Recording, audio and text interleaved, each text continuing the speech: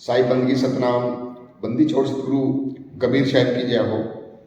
गुरु गुरु में भेद है, गुरु गुरु में भाव, सोही गुरु मित वंदिए, जो शब्द बतावे ताव। तो दुनिया में गुरु लोगों की कमी नहीं है। हमें संसार के अंदर बहुत सारे गुरु लोग मिल जाएंगे, लेकिन जो हमें आत्मज्ञान यानी हमें खुद का ज्ञान करवा दें, हमें ऐसे गुरु की तलाश करनी चाहिए। जब तक गुरु मिले नहीं साचा, 1 करो 10 करो चाहे करो 50। अगर हमें अपना निज ज्ञान मिल जाता है तो हमारा जीवन सफल हो जाता है। तो आज जानेंगे सतगुरु नितिन साहब जी से एक सत्संग के माध्यम से। तो सत्संग को आपने पूरा विवेक लगा के और पूरी बुद्धि लगा के सुनना है।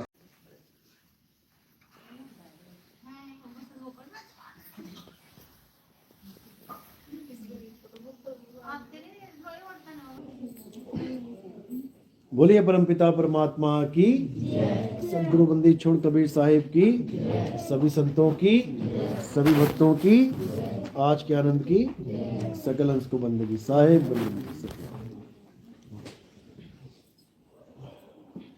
तो आज सहारनपुर में परमात्मा का मूल ज्ञान का प्रचार होने जा रहा है। बहुत बड़े भाग हैं उन जीवों के जो अपने पूरे जीवन काल में एक बार भी इस मूल ज्ञान को सुन पाते हैं। उससे भी बड़े भाग होते हैं उन जीवों के जो इसको थोड़ा सा भी समझ पाते हैं, क्योंकि जब तक मालिक की दया ना हो, परमात्मा की मौज ना हो, तब तक ये ज्ञान किसी को समझ में नहीं आता। बड़े बड़े ऋषि मुनि, पीर पैगंबर, औलिया इस दुनिया में आए और बिना मूल ज्ञान के ही इस दुनिया से रवाना हो गए। जन्म मरण का बंधन तोड़ नहीं पाए, इसीलिए बार बार जन्म और मरण में फंसे रह जाते हैं। लेकिन जिस पे दया होती है मालिक की, उसको मूल ज्ञान बड़े अच्छे से समझ में आता है। एक एक बात उसको समझ में आती है, क्या बताई जा रही है। एक एक बात उसको अपने जो लाभ मिलेगा, जिससे एक एक बात समझ में आती है। अपना नुकसान और अपना फ़ायदा समझ में आने लग जाता है।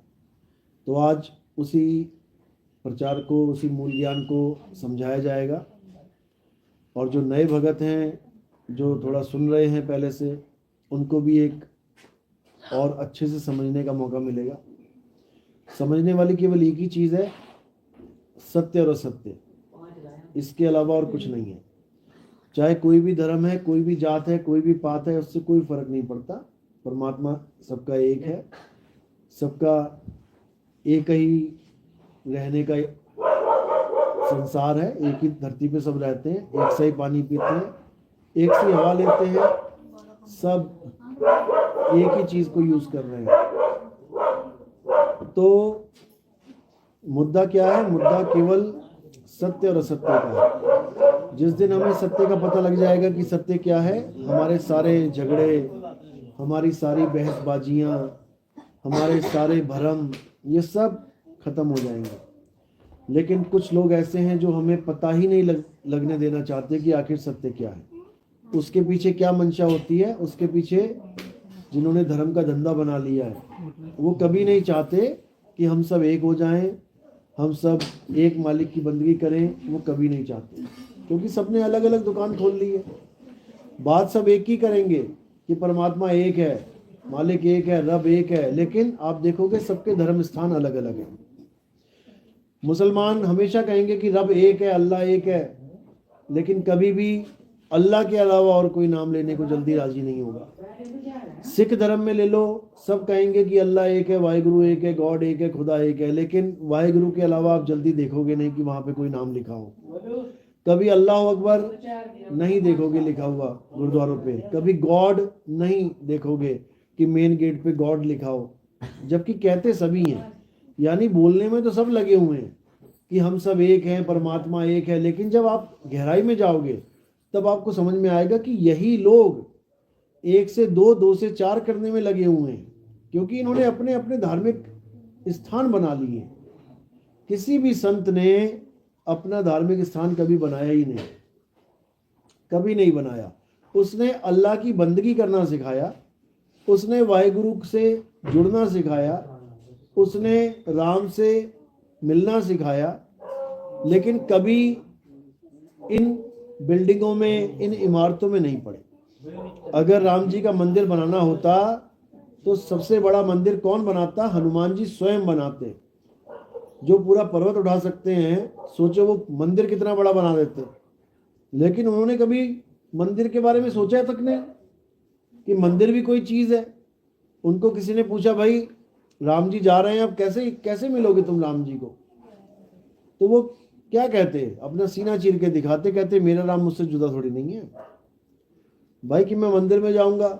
मेरा राम मेरे अंदर रमता है, वो रमैया राम है, वो आत्म राम है, वो सब में रम रहा है।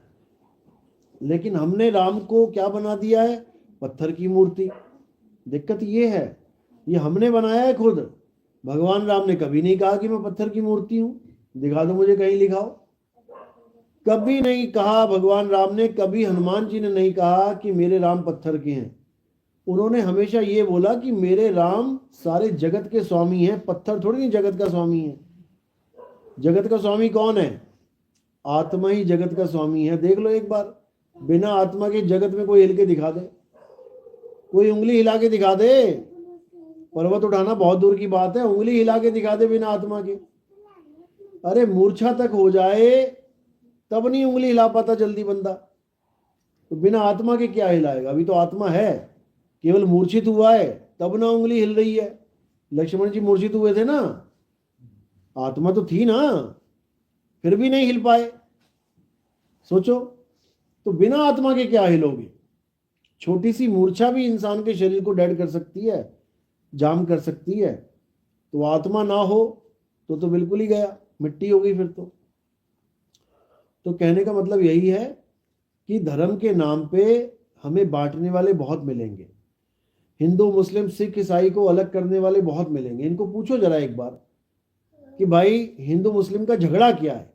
तुम झगड़ा बता दो बस, किस चीज का झगड़ा है? केवल एक झगड़ा है, साकार निराकार। हिंदू कहता है भगवान साकार है, अल्लाह साकार है, वाहिगुरु साकार है, यानी जिसको भी मान लो, उनका तो राम ही उनका अल्लाह वाहिगुरु है, यानी भगवान साकार है, परमेश्वर साकार है। अब मुसलमान कह रहा है नहीं, परमेश्वर अल्लाह वाहिगुरु निराकार है। बस यही झगड़ा है। नहीं तो दोनों भगत हैं, कट्टर भगत हैं।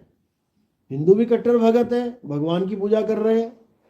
मुसलमान भी कट्टर हैं, नमाज पढ़ रहे हैं। ईसाई भी कट्टर हैं, जा रहे हैं गुरु ग्रंथ साहब में पढ़ाई करने, पढ़ रहे हैं, मालिक को याद कर रहे हैं। ईसाई भी कट्टर हैं, सिख भी कट्टर हैं, सारे कट्टर हैं अपने अपने धर्म में। ऐसा नहीं कि कोई कट्टर नहीं है, सब कट्टर है। लेकिन मुद्दा क्या है? केवल साकार और निराकार का। बस इसको सुलझा लेना है। अगर हमने साकार और निराकार की कहानी सुलझा ली, गुत्थी सुलझा ली, तो कोई झगड़ा नहीं है। हिंदुओं में कोई कहे कि भगवान केवल साकार है तो नहीं चलेगा, क्योंकि 50% से ज्यादा हिंदू ऐसे लोग हैं जो भगवान को साकार नहीं मानते। आप आर्य समाजियों को ले लो, आर्य समाजी कोई मुसलमान थोड़ी नहीं है। आर्य समाज वाले सारे हिंदू हैं, लेकिन तुम किसी के मुंह से कहलवा के दिखा दो कि भगवान साकार है, एक भी नहीं बोलेगा। क्यों? क्योंकि वो ये नहीं मानते कि भगवान यहां है वहां नहीं, यानी इंडिया में है पाकिस्तान में नहीं।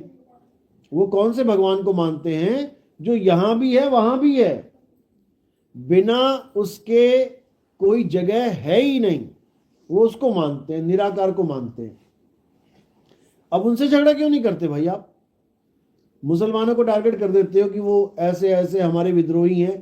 तो भैया आधा हिंदू समाज तो तुम्हारा वैसे ही विद्रोही है, जो राम जी को नहीं मानता।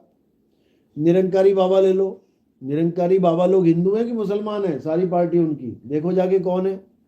सारे हिंदू भरे पड़े हैं, सारे सिख भरे पड़े हैं उसमें। मुसलमान भी नहीं है निरंकारी, हिंदू ही हैं, एक तरह से सिख हैं। वो कभी नहीं कहते कि मंदिर जाओ पूजा करो। बता दो कोई निरंकारी अगर मंदिर जा रहा हो तो। वो निराकार को मान रहे हैं, वो साकार को नहीं मान रहे। तो उनसे विरोध क्यों नहीं है? उनको टारगेट क्यों नहीं किया जाता? केवल हिंदू और मुसलमान को ही टारगेट क्यों किया जा रहा है? तो ये बहुत गहराई वाली बातें हैं, इनको जल्दी समझ में नहीं आएगा। क्यों? क्योंकि ये पॉलिटिक्स है। सिख नहीं मानते कि कोई साकार भगवान है, जबकि उनके गुरु ग्रंथ साहब में राम जी का नाम पता नहीं कितनी बार है, उसमें महाभारत तक का जिक्र है। कोई ये ना सोचे कि वो राम केवल वही राम है, आत्म राम की बात है या परमात्मा की बात है। महाभारत तक का जिक्र है उसमें, वहां सारा उसमें रावण का भी जिक्र है। तो फिर वो राम क्यों नहीं है भैया? वो राम, वो भी नहीं मानते कि साकार राम है, भले उसका नाम लिख रखा है। उनसे कोई नहीं झगड़ा कर रहा, उनके गुरुद्वारों में सब लंगर खा लेते हैं जाके। जो भगवान राम को मानते हैं वो सिखों के गुरुद्वारे में लंगर खा लेते हैं जाके। एक बार भी नहीं सोचते कि अरे ये हमारे राम जी की पूजा नहीं करता है। मुसलमानों के यहाँ कभी कोई नहीं खाएगा, लगा के देख लो लंगर एक मस्जिद में। भले चलो कई लोग कहते हैं नहीं वो मीट खाते हम इसलिए नहीं खाते, ठीक है साफ सुथरा बना देंगे भोजन, मुसलमान लगा दे लंगर, कोई हिंदू जाएगा वहां पे? क्यों नहीं जाएगा? क्योंकि ये जो राम का नहीं वो हमारे काम का नहीं, यही डायलॉग चलता है ना, जो राम का नहीं वो हमारे काम का नहीं। भैया तो सिख कौन सा राम को मान रहे हैं? तुम किसी गुरुद्वारे में दिखा दो राम जी की फोटो लगी हो, धनुष बाण वाले राम जी की फोटो दिखा दो कहीं लगी हो, वहां तुम कैसे खाना खा रहे हो? वो तो नहीं है राम जी के, फिर वो तुम्हारे काम के कैसे हो गए? क्यों? क्योंकि मजहब नहीं सिखाता आपस में बैर रखना। कोई धर्म है, चाहे कोई साकार वाला है चाहे कोई निराकार वाला है, ये कभी भी आपस में झगड़ा तो करवाने को राजी ही नहीं है। झगड़ा कौन कर रहा है? जो इस धर्म के ठेकेदार बन गए, जिन्होंने ठेका उठा लिया धर्म का, जिन्होंने दुकान बना दी धर्म के नाम पे, वो हमेशा एक दूसरे का विरोध ही करेंगे। विरोध कभी अज्ञानी का नहीं करना चाहिए, विरोध ज्ञान का करना चाहिए। निराकार वाले को साकार और साकार वाले को निराकार कभी समझ में नहीं आ सकता, कभी समझ। और जबकि है दोनों एक ही चीज, पानी और बर्फ। अब कहो पानी और बर्फ अलग अलग है, बिल्कुल अलग अलग है, लेकिन वो दोनों एक भी हैं। तुम्हारे ऊपर मैं 1 लीटर पानी फेंकूं तो क्या होगा? ज्यादा से ज्यादा गीले हो जाओगे। मैं उस 1 लीटर की बर्फ बना के फेंकूं तुम्हारे सिर के ऊपर तो क्या होगा? खोपड़ी फूट जाएगी तुम्हारी। अब उसके दोनों के गुण अलग अलग हो गए हैं, है वही पानी 1 लीटर, लेकिन उसके गुण अलग हो गए हैं। यानी साकार और निराकार कहने को अलग अलग हैं, लेकिन वो एक ही हैं। ये सारी साकार सृष्टि कहां से आती है? निराकार से ही आती है। निराकार से ही साकार प्रकट होता है। अब जो लोग ये कहते हैं कि निराकार अखंड है, निराकार कभी खंडित नहीं हो सकता, अरे भाई निराकार अगर खंडित नहीं हो सकता होता तो ये साकार सृष्टि कहां से आ जाती? निराकार खंडित हुआ है तभी तो सृष्टि आई है। दूध फटा है तभी तो उसमें से पनीर निकलेगा, दूध ही ना फटे तो पनीर कहां से निकलेगा? तो ये निरंकारी जो कहते हैं कि निराकार अखंड है, निराकार अखंड नहीं है। अखंड कौन है? कौन है अखंड? आत्मा अखंड है, निराकार अखंड नहीं है।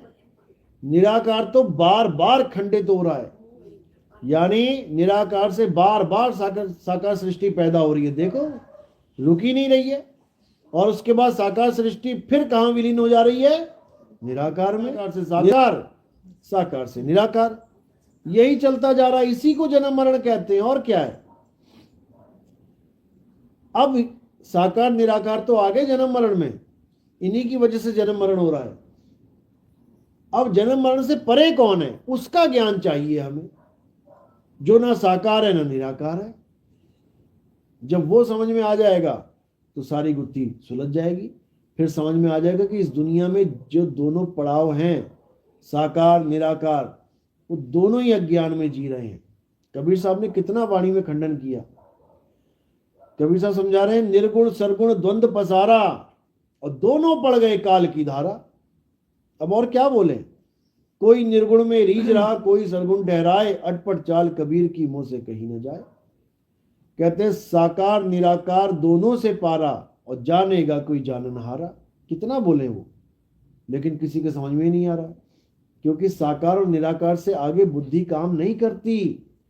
साकार और निराकार में बुद्धि काम करती है। देखो बुद्धि से देखो तुम, तुम्हें साकार दिख रहा है, बुद्धि से तुम्हें दिखा दिया जाएगा, निराकार भी दिखने लग जाएगा। निराकार वाले क्या करते हैं, दोनों हाथों के बीच में निराकार को दिखा देते हैं, ये देखो क्या है निराकार। अरे तो दिख रहा है ना, दिख गया ना वो। यानी दिखने वाली दोनों चीजों को देखने वाला कौन है? जो निराकार को भी देख रहा है, जो साकार को भी देख रहा है, वो दृष्टा कौन है? वो दोनों से न्यारा है, उसको जानना है। जो दोनों से न्यारा है लेकिन खुद को ना जानने के कारण कभी साकार में धक्के खा रहा है, कभी निराकार में धक्के खा रहा है।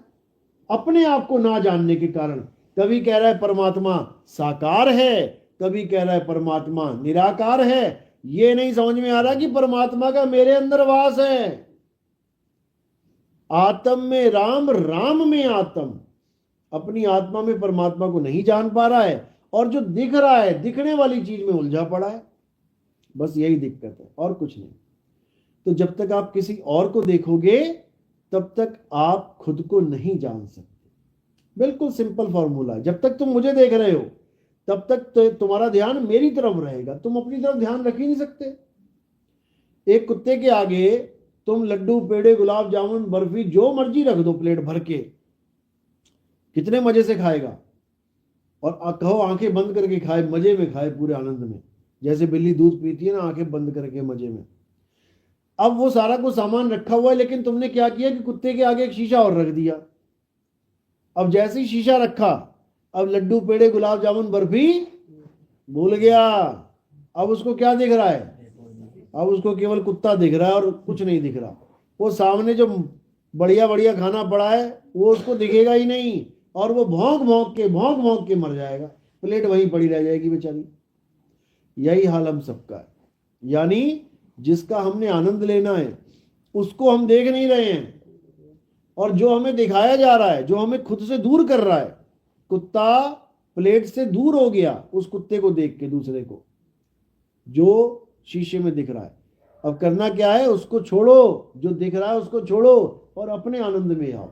जिस चीज से तुम्हें आनंद मिले उसमें आओ। और हमें किससे आनंद मिलेगा? आत्मज्ञान से। आत्मा में इतना आनंद है कि आप सोच भी नहीं सकते।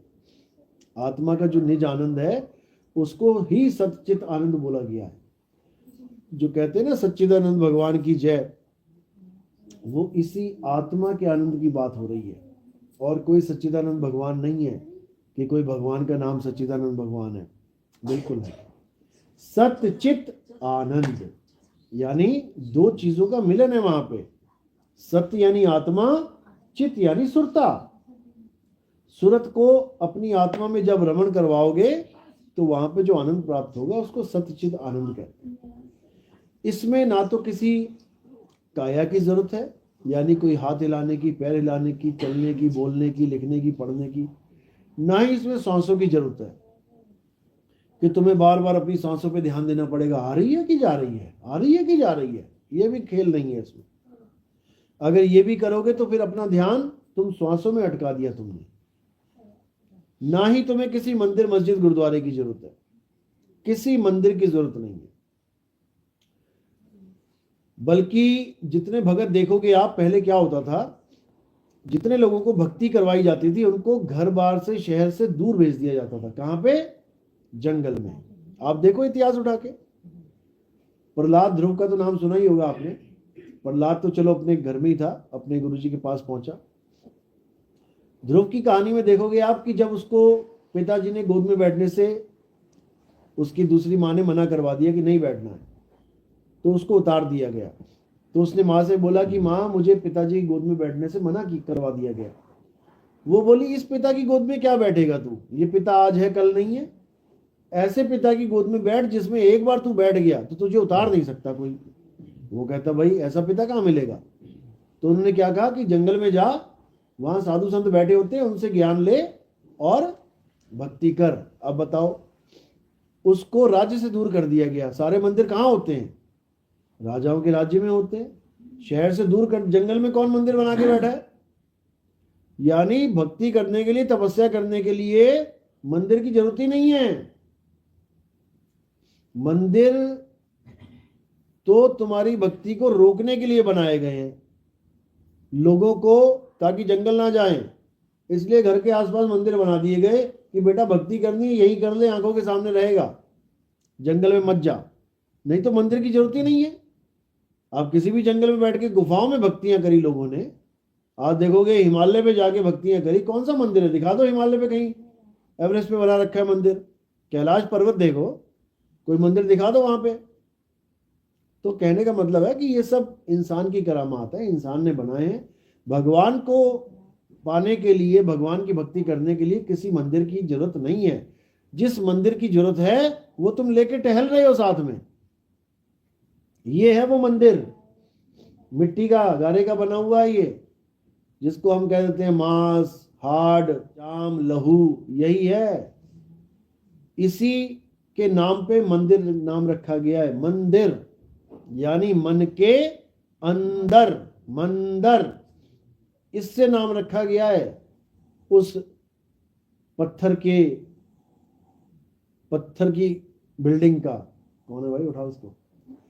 तो क्या करना है, अब उस मंदिर को छोड़ के, यानी जब भक्ति की बात आएगी तो मंदिर को छोड़ना है, मंदिर को पकड़ना नहीं है। हाँ, पूजा की बात आएगी तो मंदिर जा सकते हो, जब पूजा पाठ की बात है तो मंदिर जाओ, लेकिन जब भक्ति की बात आ जाएगी फिर किसी मंदिर की जरूरत नहीं है। हाँ, नमाजें पढ़नी है तो तुम जाओ मस्जिद में, लेकिन अगर बंदगी करनी है, अल्लाह को पाने की बात करनी है, तो किसी मस्जिद की जरूरत नहीं है, क्योंकि अल्लाह किसी मस्जिद में नहीं बैठा है। अल्लाह से जब मूसा अलैहिस्सलाम बात करना चाहते थे तो कहाँ जाते थे वो, किसी मस्जिद में नहीं जाते थे, वो कहाँ जाते थे, पहाड़ पे चढ़ जाते थे। वो पहाड़ पे चढ़ना जो संकेत है, अगर वो हर मुसलमान भाई के समझ में आ जाए तो किसी को भी मस्जिद की जरूरत नहीं है, मस्जिद जाने की जरूरत ही नहीं पड़ेगी। और ये मस्जिद तो इंसानों ने बनाई हुई है। जो असली मस्जिद बताई गई है, क्या बताया गया है कि आसमान में एक मस्जिद बनी हुई है, आसमान में एक मस्जिद बनी हुई है। वो ऐसी मस्जिद नहीं है कि तुम ऐसे कहो ईंट पत्थर की मस्जिद। कहते हैं आसमान में एक मस्जिद बनी हुई है जहां पर एक बार अगर कोई चक्कर लगा ले, कहते हैं आई कायनात तक दोबारा उसका नंबर नहीं आता। यानी जब तक सृष्टि बनी रहेगी तब तक दोबारा चक्कर नहीं लगा सकता वो। अब ये भी सांकेतिक ज्ञान है। इसका मतलब क्या है कि अगर एक बार उस मस्जिद तक पहुंच गया कोई, उसके बाद उसका दोबारा कभी जन्म ही नहीं होगा, यानी वो चक्कर से आजाद हो जाएगा। लेकिन लोग समझ नहीं पाते और लोग केवल धर्म के नाम पे लड़ रहे हैं, झगड़ रहे हैं, यही सब काम चल रहा है। लेकिन अब हमने नहीं झगड़ना है, अब हमने उस मालिक को जानना है जो सबका है। रब्बुल आलमीन बोला गया उसको, यानी पूरे आलम का रब, केवल मुसलमानों का नहीं। कोई अगर ये कहे कि केवल मुसलमानों का रब है तो नहीं है, गलत है। वो रब्बुल आलमीन है, वो सबका है। चलो, कोई सवाल है, पूछ सकते हो। कोई नए भगत का सवाल है? कौन कौन है नए? आप ही हो अकेले? अच्छा, कोई भी सवाल हो पूछो, नहीं तो फिर अब टाइम हो गया है, फिर कल करेंगे। अब ठीक है, चलो ठीक है, चलो ठीक है। बोलिए सतगुरु बंदी छोड़ कबीर साहिब की, परमपिता परमात्मा की, सभी संतों की, सभी भक्तों की, आज के आनंद की, सकल हंस को बंदगी साहिब।